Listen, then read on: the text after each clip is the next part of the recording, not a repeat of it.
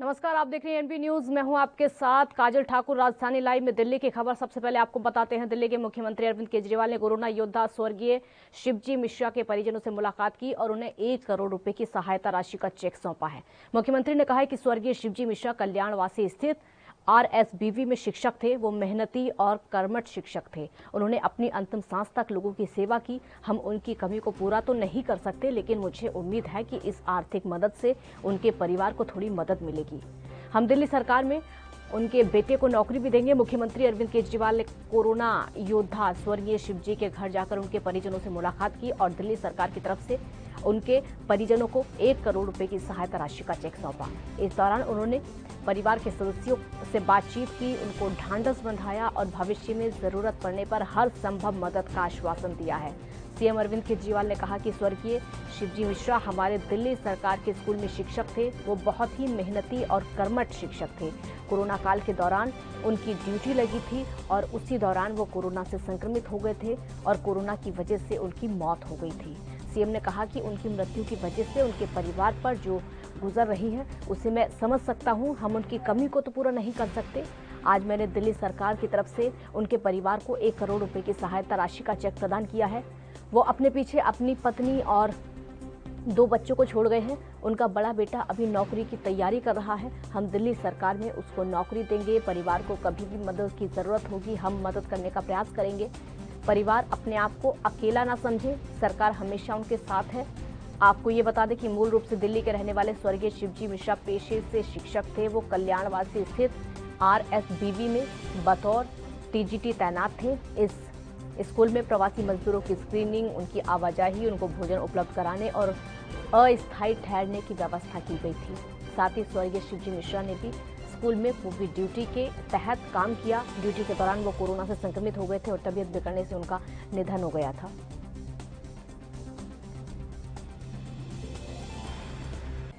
शिवजी मिश्रा जी हमारे दिल्ली सरकार में एक टीचर थे।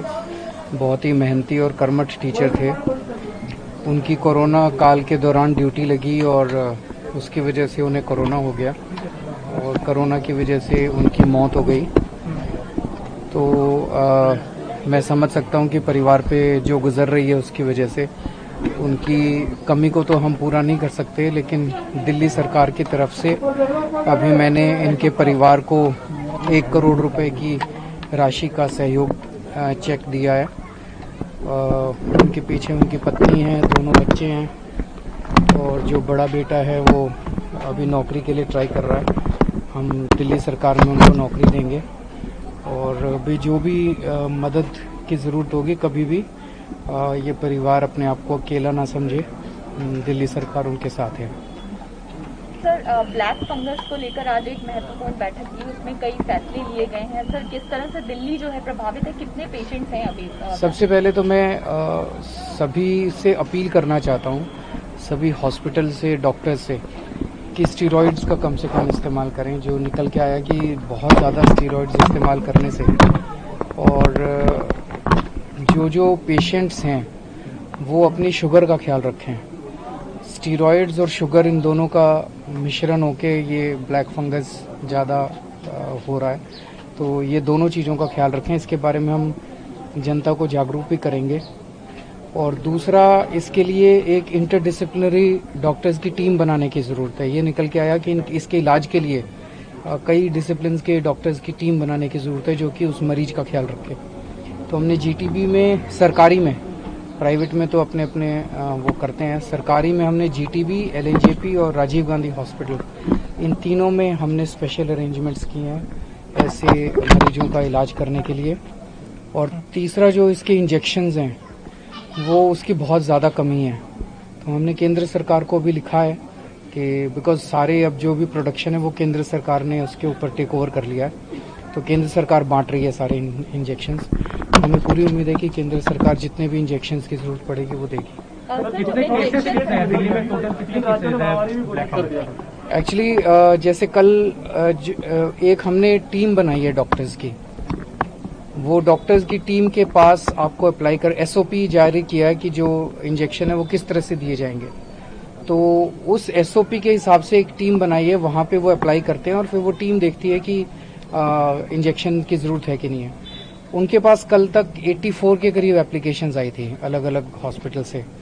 वैसे सुनने में जो आ रहा है कि कहीं इतने 200 से ऊपर बता रहे हैं, लेकिन जो कल तक एप्लीकेशन आई थी 84 है। आज शाम तक जितनी होगी आपको हम। राजीव तिवारी संवाददाता दिल्ली से इस समय हमारे साथ लाइव जुड़ चुके हैं। राजीव, शिवजी मिश्रा के परिवार को बहुत बड़ी मदद दिल्ली सरकार की तरफ से की गई है। बिल्कुल सही कहा आपने। यहाँ पर बात करें जिस तरीके से शिव मिश्रा की जो बात करें तो कहीं ना कहीं वो 2020 के अंदर यानी कि कोरोना पॉजिटिव हुआ था और कोरोना वॉलंटियर भी थे और कहीं ना कहीं लोगों की सेवा भी कर रहे थे। और जिस तरीके से लगातार कहीं ना कहीं कहा जा रहा था कि जो कोरोना वॉलंटियर है, जो लोग मरे थे 2020 में, उनको कहीं ना कहीं मुआवजा देना चाहिए था, क्योंकि सफाई कर्मचारी भी कोरोना वॉलंटियर में थे और कहीं ना कहीं सिविल डिफेंस के जवान भी, पुलिसकर्मी भी, सभी क्वारंटाइन में उसमें थे। कह सकते हैं कि लोगों की सेवा कर रहे थे। मगर जिस तरीके से अब दिल्ली सरकार ने 1 करोड़ रुपए का मुआवजा दिया उनके परिवार को, तो कहीं ना कहीं रास्ता जरूर बनेगा। और कहीं ना कहीं जो उनके बच्चे हैं वो कहीं ना कहीं अभी जॉब की तलाश में थे और कहीं ना कहीं जॉब नहीं है उनके पास, तो दिल्ली सरकार ने अब उनको जाकर, उनके परिवार को जाकर जिस तरीके से 1 करोड़ रुपए की सहायता राशि दी है, तो उसके साथ जाहिर है कहीं ना कहीं लोगों को मदद करने की कोशिश की जा रही है। और जहाँ तक कि कोरोना वॉलंटियर जो है, जो शहीद हुए थे या फिर जिन्होंने अपनी योगदान दिया है, उनके लिए कहीं ना कहीं दिल्ली सरकार कोशिश कर रही है। मगर 1 करोड़ रुपए की जो सहायता राशि दी गई है वो उनके परिवार को दी गई है। खुद उनकी वाइफ को देके खुद अरविंद केजरीवाल उनके घर पे गए थे और कहीं ना कहीं जाकर उन्होंने जिस तरीके से 1 करोड़ रुपए की सहायता राशि दी और यहाँ तक की दुख भी व्यक्त किया कि उनकी जगह तो कोई नहीं ले सकता, मगर हाँ उनके लिए कुछ ना कहीं उनके परिवार के लिए कुछ ना कुछ सहायता जरूर कर सकते हैं। और जिस तरीके से 1 करोड़ रुपए की राशि दी गई है, से लगता है कि कहीं ना कहीं दिल्ली सरकार संजीदा है कोरोना वॉरियर के लिए और कहीं ना कहीं कोशिश की जा रही है कि उनके परिवार को सहायता दी जाए। जी, लगातार दिल्ली सरकार की तरफ से सहायता राशि तो देने की कोशिश की जा रही है, लेकिन अब राजीव सबसे बड़ी जो चिंता है वो ब्लैक फंगस को लेकर है। दिल्ली में भी ये मामले लगातार बढ़ते चले जा रहे हैं। अस्पतालों में 30-30, 40-40 केसेस ब्लैक फंगस के। कैसे हालात हैं और दिल्ली सरकार कितनी तैयार है इसके लिए? देखिए बिल्कुल बताइए, जिस तरीके से बात करें कोरोना की, तो कोरोना बिल्कुल अपना कहीं ना कहीं दिल्ली के अंदर थोड़ा बहुत कम जरूर हुआ, क्योंकि अभी जो पिछले 24 घंटे के अंदर आंकड़े आए हैं वो लगभग 3800 के करीब है और कहीं ना कहीं मरने वालों की संख्या भी थोड़ी सी उसमें भी कमी आई है। मगर कहीं ना कहीं इतनी बड़ी उपलब्धि नहीं कर सकते, क्योंकि दिल्ली सरकार खुद तैयार बैठी हुई है, यहाँ तक कि कोई भी जोखम नहीं उठाना चाहती है, क्योंकि उन्होंने जो पिछली बार जोखम उठाया था, यानी कि कहीं ना कहीं उसका जो हरियाणा जो खामियाजा जो भुगतना पड़ा और कहीं ना कहीं उसकी लिए देरी भी देखने को मिली। मगर जो अस्पतालों के अंदर मरीज थे वो कहीं ना कहीं डरावने हो चुके थे, यहाँ तक कि अस्पतालों के बाहर की स्थिति और ज्यादा डरावनी थी। कहीं ना कहीं मरीज जो थे वो सरकारों की तरफ गुहार लगा रहे थे और सरकार उनके लिए कुछ नहीं कर पा रही थी। मगर आप जब बात करें कोरोना की, तो कोरोना जरूर थोड़ा बहुत कंट्रोल हुआ है, मगर कहीं ना कहीं अब ब्लैक फंगस जो है वो अपना असर दिखाता हुआ नजर आ रहा है। और यहाँ तक कि दिल्ली के सर गंगाराम अस्पताल के अंदर भी 40 से ज्यादा मरीज आ चुके हैं फंगस के। तो कहीं ना कहीं हर तरीके से अस्पतालों के अंदर अब दिल्ली सरकार कोशिश कर रही है, जहाँ तक ब्लैक फंगस को रोकने के लिए भी कोशिश की जा रही है। मगर अभी तक अस्पतालों के अंदर लगातार कहीं ना कहीं ब्लैक फंगस की जो मरीज है उनकी गिनती बढ़ती नजर आ रही है। क्योंकि बात करें सर गंगाराम की तो उसके अंदर भी 40 मरीज के करीब है, और बात करें एम्स की तो उसके अंदर भी लगभग 20 से ज्यादा मरीज है। बात करें मैक्स की तो उसके अंदर भी लगभग कह सकते हैं मरीजों की गिनती बढ़ रही है। मगर जिस तरीके से दिल्ली सरकार अब तैयार होती नजर आ रही है, और यहाँ तक की तीसरी लहर जो है जो बच्चों के लिए घातक बताई जा रही है, उसके लिए भी दिल्ली सरकार लगातार कोशिश करती नजर आ रही है। और लगातार बेडों की संख्या कहें या फिर अस्पतालों के अंदर बेड संख्या, वार्ड संख्या या फिर कहें ऑक्सीजन की संख्या जो है वो लगातार निरंतर बढ़ाते चले जा रहे हैं। और यहाँ तक कि तीसरी लहर के लिए बिल्कुल तैयार है और लगातार कोशिश की जा रही है कि तीसरी लहर में किसी को भी कोई दिक्कत ना आए। मगर बात करें तीसरी लहर की और या फिर ब्लैक फंगस की, तो कहीं ना कहीं दिल्ली सरकार की और ज्यादा मुश्किल बढ़ी हुई है। यहाँ तक कि डॉक्टरों की भी मुश्किलें बढ़ेगी, क्योंकि जिस तरीके से एक तरफ तो ब्लैक फंगस का इलाज करना है, दूसरी तरफ कोरोना से बच्चों को भी बचाना है और बड़े लोगों को भी बचाना है। तो कहीं ना कहीं स्थिति को संभालने के लिए डॉक्टर की सबसे ज्यादा भूमिका बढ़ेगी इसके अंदर। जी, कई राज्य राजीव ऐसे हैं, चाहे वो राजस्थान हो या अन्य राज्य, ब्लैक फंगस को महामारी घोषित किया जा चुका है। दिल्ली में क्या लग रहा है, महामारी घोषित इसको किया जाएगा या फिर सरकार की तैयारी कैसी है? क्योंकि इंतजाम अगर पहले ही कर लिए जाए तो ज्यादा अच्छा होगा। देखिए बिल्कुल सही कहा आपने। बात करें जिस तरीके से और राज्यों की, तो और राज्यों के अंदर बिल्कुल ब्लैक फंगस को कहते हैं महामारी घोषित कर दिया हो, मगर यहाँ पर दिल्ली की बात करें तो दिल्ली के लिए अभी तक दिल्ली सरकार की तरफ से महामारी नहीं घोषित किया गया है, मगर दिल्ली सरकार अभी भी कोशिश कर रही है कि लगातार कहीं ना कहीं स्थिति को संभाला जाए, क्योंकि अब जिस तरीके से अस्पतालों के अंदर संख्या बढ़ाई जा रही है, बेडों की संख्या बढ़ाई जा रही है, आईसीयू बेड बढ़ाए जा रहे हैं, वेंटिलेटर बेड बढ़ाए जा रहे हैं, यहाँ तक की सुविधाएं बढ़ाई जा रही है, वैक्सीन बढ़ाई जा रही है, तो लगातार कहीं ना कहीं स्थिति को कंट्रोल करने की कोशिश की जा रही है। मगर देखना होगा क्या स्थिति दिल्ली सरकार के कंट्रोल में रहेगी या फिर आने वाले दिनों के अंदर ब्लैक फंगस और कोरोना के दोनों के मरीज बढ़ेंगे। जी, कोरोना केसेस लगातार बढ़ते चले जा रहे हैं, अस्पतालों के हालात खराब हैं। अब दोहरी चुनौती दिल्ली सरकार के सामने है कि कोरोना के मरीजों को ठीक करवाएं या फिर ब्लैक फंगस के मरीजों को ठीक करवाएं। ये चुनौती इस समय दिल्ली सरकार के सामने सबसे बड़ी हो गई है। देखिए बिल्कुल सही कहा आपने। यहाँ पर बात करें दिल्ली सरकार की या फिर केंद्र सरकार की, केंद्र सरकार के सामने दोनों ही परेशानियां खड़ी हो चुकी हैं, यानी कि एक तरफ तो कोरोना है, दूसरी तरफ ब्लैक फंगस भी अपना पैर पछाड़ता नजर आ रहा है। वहीं दिल्ली के अंदर भी कहीं ना कहीं स्थिति को कंट्रोल करने की कोशिश की जा रही है, मगर जिस तरीके से एक तरफ तो कोरोना अपनी कहर पर पाता चला जा रहा है और दिल्ली के अंदर जरूर थोड़ा बहुत कंट्रोल हुआ, मगर विशेषज्ञों की माने तो उन्होंने भी दोबारा से कह दिया कि ब्लैक फंगस जो कोरोना है वो दोबारा से तीसरी लहर लेकर आएगा और कहीं ना कहीं उससे ज्यादा डरावनी हो सकती है। तो कहीं ना कहीं दिल्ली सरकार कोशिश कर रही है, मगर कोशिश कितनी कामयाब होगी ये जरूर देखना होगा, क्योंकि अस्पतालों के अंदर अभी इतनी बड़ी सुविधाएं नहीं है, क्योंकि लगातार कोशिश जरूर की जा रही है, मगर कोशिश के साथ साथ कहीं ना कहीं ये भी डर लगा हुआ दिल्ली सरकार को, अगर ब्लैक फंगस और कोरोना दोनों ही अपने रफ्तार पकड़ेंगे तो कहीं ना कहीं स्थिति और ज्यादा बिगड़ेगी। तो कहीं ना कहीं कोशिश करने के लिए जरूर दिल्ली सरकार कोशिश कर रही है और यहाँ तक की वैक्सीन की प्रक्रिया भी बढ़ाई जा रही है, मगर कहीं ना कहीं दिल्ली सरकार और केंद्र सरकार के बीच में जो तालमेल नहीं बनता नजर आ रहा है, कहीं ना कहीं राजनीति की जा रही है, तो उससे कहीं ना कहीं जनता को नुकसान होगा और सरकारों को भी नुकसान होगा। मगर कहीं ना कहीं दोनों सरकार को मिलकर काम करना चाहिए, क्योंकि ये दोनों बीमारियां यानी कि कोरोना और ब्लैक फंगस दोनों ही लगातार बढ़ती हुई नजर आ रही है और कहीं ना कहीं इसको संभालने के लिए दिल्ली सरकार और केंद्र सरकार को मिलकर काम करना होगा। जी, दोनों ही सरकारों को मिलकर काम करना होगा, लेकिन जिस तरीके से टेंशन लगातार बढ़ती जा रही है दिल्ली सरकार को, हम देख रहे हैं कि सारा का सारा ठीकरा केंद्र सरकार पर फोड़ दिया जाता है, चाहे कोरोना की बात हो। ब्लैक फंगस को लेकर क्या लग रहा है? देखिए बिल्कुल सही कहा आपने। जब दिल्ली सरकार की बात करें तो दिल्ली सरकार के हाथ से जब निकलता चला जाता है तो सारा ठीकरा केंद्र सरकार की तरफ फोड़ दिया जाता है, क्योंकि केंद्र सरकार उनको सुविधाएं नहीं दे रही है, वैक्सीन नहीं दे रही है, ऑक्सीजन के लिए भी कहा गया था, मगर कहीं ना कहीं अब जो कह सकते हैं ब्लैक फंगस अपना पैर पसार रहा है, तो कहीं ना कहीं दिल्ली सरकार के हाथ में अभी कंट्रोल करने के लिए स्थिति है, मगर दिल्ली सरकार कितनी कंट्रोल करेगी ये जरूर देखना होगा। मगर दिल्ली सरकार की तरफ पिछली बार में देखने को मिला था कि होली के मद्देनजर रखते हुए कोरोना को कहीं ना कहीं कंट्रोल करने के लिए केंद्र सरकार की तरफ से राज्य सरकार को जिम्मेवारी बनाई गई थी और राज्य सरकार वो कंट्रोल नहीं कर पाई थी और उसके लिए कहीं ना कहीं फिर केंद्र सरकार को जिम्मेवार बनाया गया। मगर देखना है क्या ब्लैक फंगस और कोरोना के लिए क्या केंद्र सरकार जिम्मेवार है, क्योंकि राज्य सरकारों की भूमिका भी उतनी ही बनती है जितनी केंद्र सरकार की बनती है। मगर कहीं ना कहीं अगर दोनों ही सरकारें देरी करेगी या फिर लापरवाही करेगी या फिर एक दूसरे के ऊपर आरोप प्रत्यारोप करेगी, तो कहीं ना कहीं उसका खामियाजा फिर भुगतना पड़ सकता है। और कहीं ना कहीं दोनों ही सरकारों को बार बार यही चेतावनी दी जा रही है कि जनता कहीं ना कहीं दोनों सरकारों से उम्मीद कर रही है और दोनों सरकारें अगर इस पर मिलकर काम नहीं करेंगी तो शायद स्थिति इसी तरीके से बिगड़ी रहेगी और कहीं ना कहीं जनता को राहत नहीं मिलेगी और जनता का कहीं ना कहीं गुस्सा भी झेलना पड़ेगा। जी, ऑक्सीजन को लेकर लगातार टेंशन थी, वैक्सीन को लेकर अभी भी चिंता की स्थिति लगातार बनी हुई है। वैक्सीन को लेकर क्या है, क्योंकि सीएम केजरीवाल की प्रेस कॉन्फ्रेंस में लगातार सुनने को मिलता है एक दो दिन बचे हुए हैं।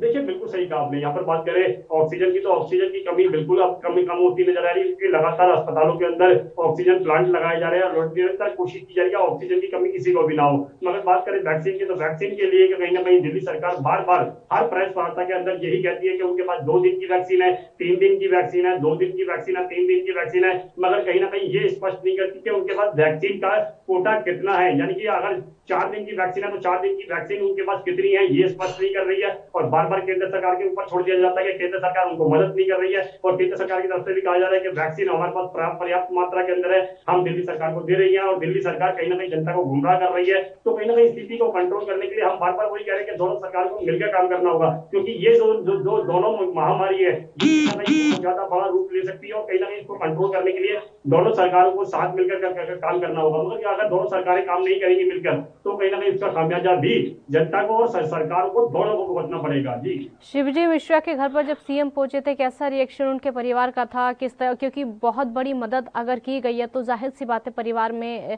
ढांढस बंधाया है। खुशी तो खैर नहीं कह सकते क्योंकि जो गया है वो वापस नहीं आ सकता, एक बहुत बड़ी मदद हो गई है। देखिए बिल्कुल कहा, अगर शिवजी मिश्रा की बात करें तो कहीं ना कहीं जिस तरीके से उनके परिवार जो था वो कहीं ना कहीं इस मुश्किल में था, क्योंकि 1 साल का लंबा समय और उन्होंने किस तरीके से मैनेज किया ये भी सोचना होगा। मगर कहीं ना कहीं उनको लगता नहीं था कि सरकार की तरफ से कोई मदद करेगी, बल्कि सरकार बड़ी घोषणाएं जरूर कर देती है मगर धरातल पर लोगों को सुविधाएं मिलती नहीं है। और कहीं ना कहीं जिस तरीके से कहा गया था कि कोरोना वॉरियर है तो उनको 1 करोड़ रुपए की सहायता राशि दी जाएगी, मगर कब दी जाएगी ये उनको नहीं पता था। मगर जिस तरीके से खुद अरविंद केजरीवाल उनके घर पर पहुंचे और उनको परिवार को सातवां कैसे तसल्ली दी और कहीं ना कहीं उनको 1 करोड़ रुपए की सहायता दी, तो कहीं ना कहीं लगता है कि दिल्ली सरकार आप संजीदा नजर आ रही है। मगर देखना होगा ऐसे कितने कोरोना वॉरियर हैं जिनकी जान गई है पिछले 2020 के अंदर भी और 2021 के अंदर भी, तो कितनी लोगों की मदद की जाएगी ये जरूर देखना होगा। मगर एक परिवार को देने से कुछ नहीं होगा, मगर बाकी जो परिवार है, जो बाकियों की जो मौत हुई है उनके लिए भी कहीं ना कहीं कुछ ना कुछ करना होगा दिल्ली सरकार को और केंद्र सरकार को। अब देखना होगा कि दिल्ली सरकार कितनी तैयार है तीसरी लहर के लिए और ब्लैक फंगस के लिए। जी ठीक है, बहुत शुक्रिया आपका इस पूरी जानकारी के लिए। तो कोरोना की स्थिति जिस तरीके से लगातार देखने को मिल रही है, ब्लैक फंगस का खतरा उससे कहीं ज्यादा बड़ा होता चला जा रहा है। एक छोटे से ब्रेक का वक्त यहाँ पर हो गया, जल्द हाजिर होंगे। आप देखते रहिए ANB news.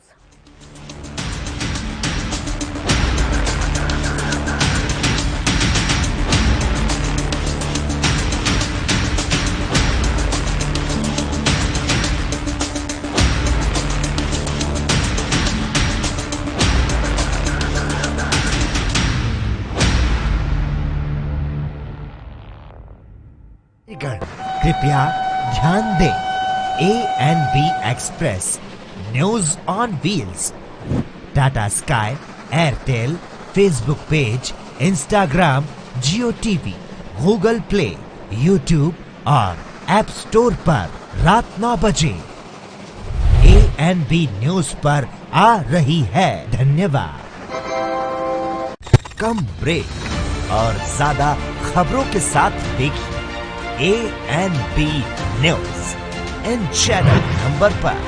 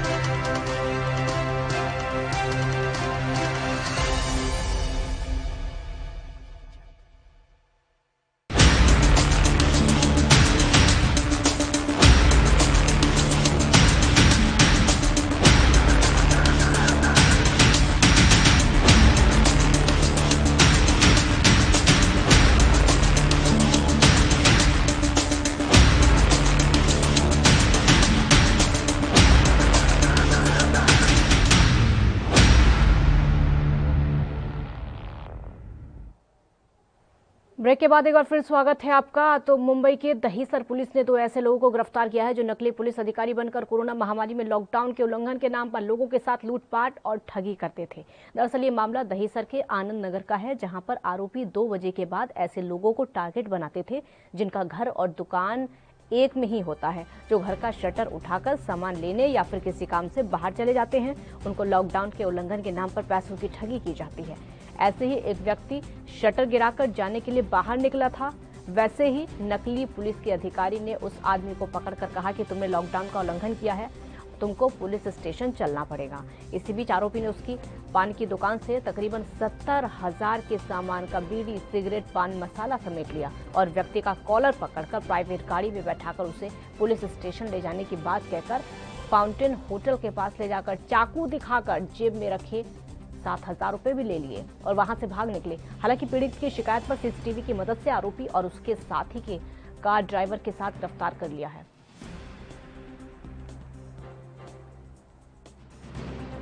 Dahisar police station के एरिया में आनंद नगर एरिया में हमारा फिरियादी रहते हैं। उनका एक पान शॉप है। उनके पान शॉप में एक फर्जी पुलिस वाला आके पुलिस की लाठी और मास्क दिखा के उनको शॉप क्यों चालू रखा ऐसे बोल के उनके साथ उनकी दुकान से सिगरेट और कुछ बीड़ी पान ऐसे लेके ज़बरदस्ती उसके प्राइवेट कार में डाला और ज़बरदस्ती फिरियादी को कॉलर पकड़ के उसने कार में बिठा के उसको मीरा भाईंदर रोड पे दिल्ली दरबार होटल के पास लेके गया और उसको चाकू दिखा के उसके जेब में से ज़बरदस्ती 7,000 रुपये निकाल लिया था और उसको कार में से निकाल दिया कि यहाँ से आप वापस जाओ। तो पुलिस वाले ने हमारे कंप्लेंट ने उनको पूछा कि आप कौन से पुलिस वाले, तो उन्होंने बोला कि हमें क्राइम ब्रांच से हूँ। जब फिर कंप्लेनेंट वापस घर पे आया तो उसको ऐसा लगा कि मेरे साथ उसके साथ कुछ तो गलत हुआ है, तो उसने एरिया में इंक्वायरी की ऐसा कोई साहब है क्या क्राइम ब्रांच में। जब उसको कंफर्म हो गया कि वो कोई पुलिस वाला नहीं था, तो उन्होंने दहीसर पुलिस स्टेशन में आके उनके साथ जो वारदात हुई उसको उन्होंने कंप्लेंट दर्ज किया। ये कंप्लेंट दर्ज करने के बाद नॉर्थ रीजन सर हमारे दिलीप सावंत सर और जोन 12 के डीसीपी स्वामी सर और senior PI Praveen Patil sir, इन्होंने इस बात को सीरियसली लेते हुए हमारी एक टीम बनाई और इस पर तुरंत एक्शन लेने की उन्होंने डायरेक्शंस दिए।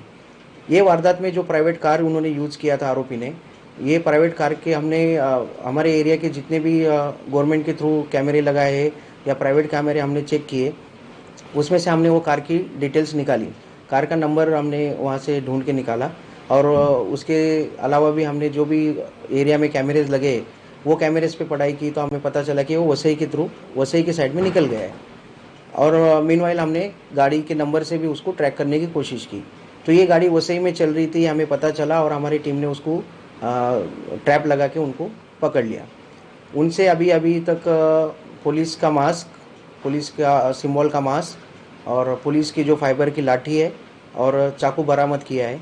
और जो भी फिरियादी का जो भी अभी माल मत्ता उसने जबरी से चोरी किया है उस पर अभी इन्वेस्टिगेशन चालू है। हाँ, आरोपी का मोडस ऐसा है कि अभी जो महाराष्ट्र राज्य में लॉकडाउन चल रहा है और महाराष्ट्र सरकार ने जो भी लॉकडाउन के नियम जारी किए हैं वो हिसाब से 7 से 11 बजे तक नेसेसरीज दुकान चालू रहने की रूल्स है। तो ये आरोपी 2 बजे से अपना काम चालू करता है और पुलिस का मास्क और फाइबर की लाठी यूज़ करके जो भी छोटे मोटे उद्योग है जैसे कि पान बीड़ी शॉप है, छोटे दूसरे भी उद्योग है, तो उनके पास जाके आप धमकी देके उनसे एक्सटॉर्शन करता है। हाँ, वो ऐसा जताता था कि वो क्राइम ब्रांच से है और क्राइम ब्रांच के थ्रू वो पेट्रोलिंग कर रहा है और उसको ऐसा दिखाते कि तू रूल्स तोड़ा है लॉकडाउन के तो उस पर कार्रवाई होगी। तो डर के मारे वो उससे पैसा मांगता था, तो उसको नाइलाज तो पैसा। सत्यप्रकाश सोनी संवाददाता मुंबई से इस समय हमारे साथ लाइव जुड़ चुके हैं। सत्यप्रकाश, 2 ऐसे आरोपियों को गिरफ्तार किया है जो कि नकली पुलिस अधिकारी बनते थे और तकरीबन 2 बजे के बाद से ये चोरी की वारदातों को अंजाम देते थे। जी काजल, देखिए संदीप चंद्रकांत कोत और उसके एक साथी को मुंबई के दहिसर पुलिस ने गिरफ्तार किया है।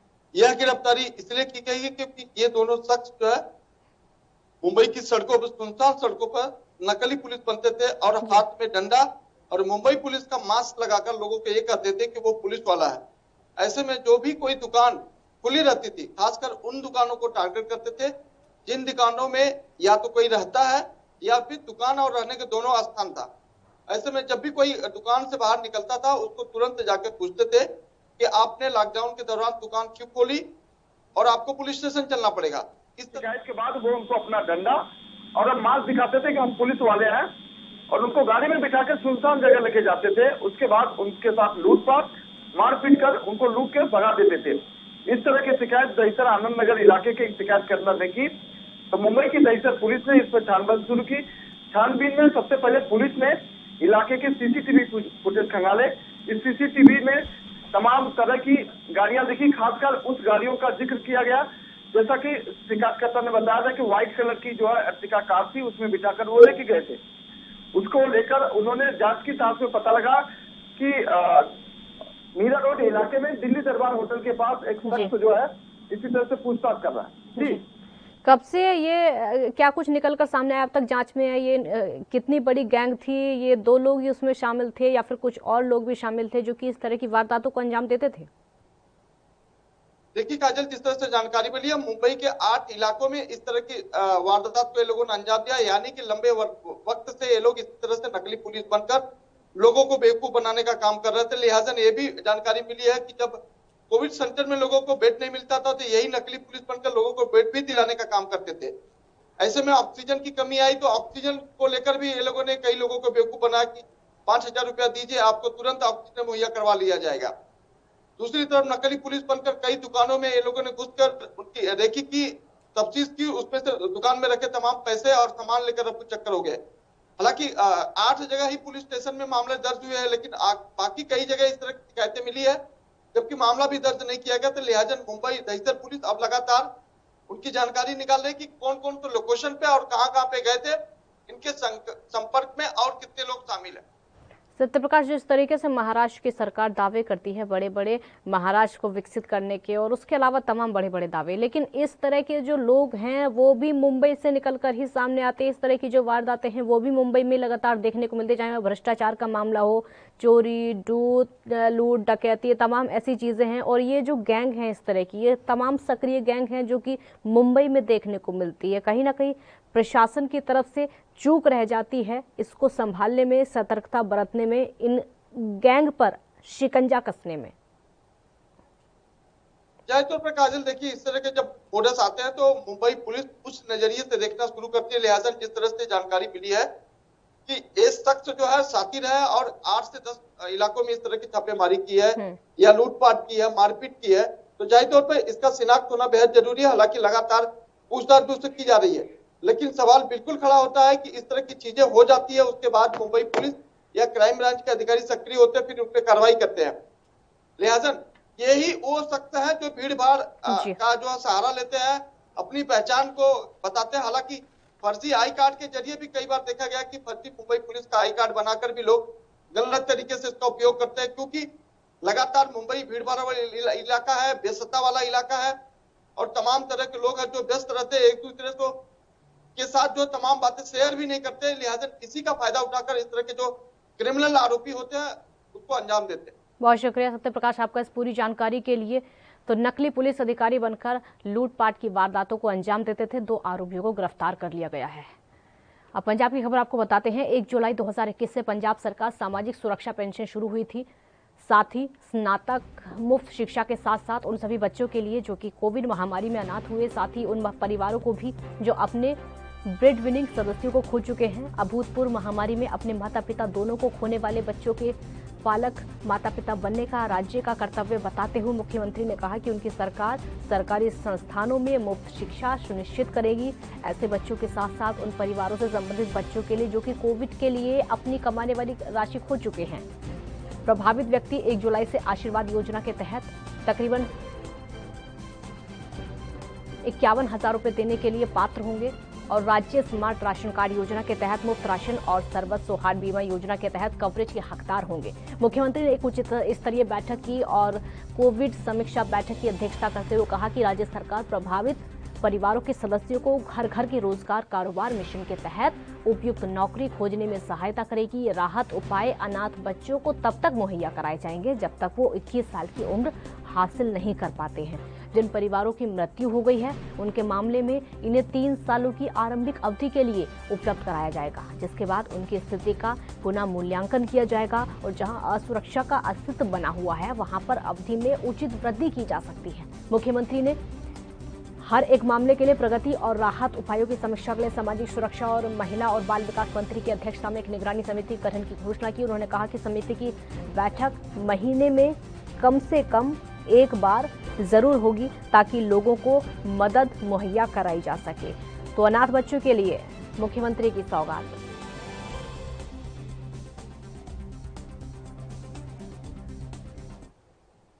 राजधानी लाइव में फिलहाल इतना ही। आप देखते रहिए ANB न्यूज। नमस्कार।